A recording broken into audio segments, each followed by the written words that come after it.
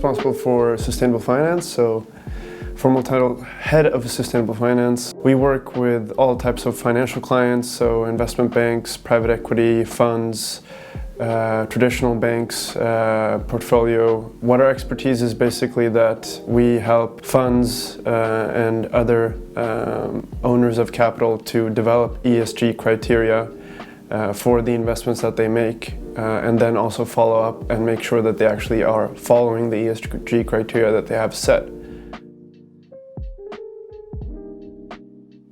So I think one of the key changes sound a bit like a broken record here, but instead of just marketing or claiming ESG characteristics or objectives, the funds and other portfolio actors such as private equity and venture capital are actually starting to work with these ESG KPIs. So what has become maybe an area that has been abstract and hard to define, so what is ESG and sustainability, how do you measure it? Now there are standardized, uniform and comparable KPIs that you can use and follow up on to prove that your fund is performing according to ESG and sustainability, just as you would do with financial metrics like returns and whatever it may be. So that is the key change.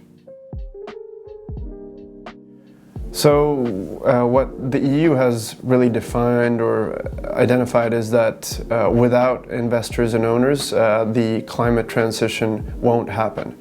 So a lot of the former ESG or sustainability regulations have been on corporates or non-financial actors. But in order for the transition to go as quickly as it needs to do, we need several trillions of dollars to be invested in climate transition capital specifically. The EU has a goal of reaching the Paris Agreement and carbon neutrality by 2050.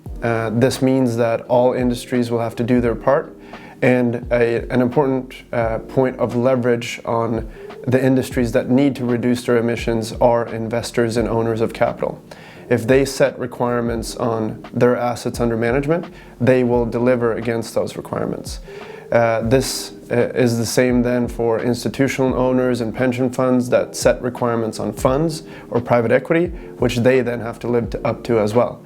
But in the end, it's all about reducing emissions and managing other sustainability topics such as human rights, labor rights, and anti-corruption. What we're good at here at Ethos is basically understand how these regulations and new requirements from investors are affecting our clients. So what we do is to analyze basically, which regulations are effective for you, depending on which market you're active within. So it depends on whether or not you're in the UK, the US, or the EU. Obviously the EU regulations are a bit tougher than the UK and the US, but they have other regulations that could be relevant for you. And then also to understand what are your investor requirements. So pension funds have specific requirements that you have to fulfill. If you are raising institutional capital, you must understand what their specific requirements are outside of the regulatory requirements, basically to implement these requirements. So if you are writing in a policy that your goal is to be net zero within 20 years, you will have to have a strategy internally for making that happen.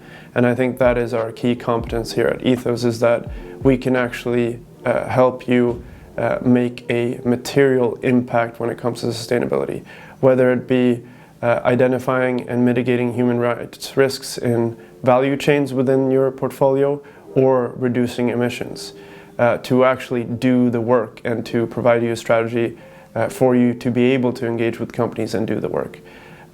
We are good at operationalizing what you do state as your goal in a policy or on your website or whatever it may be.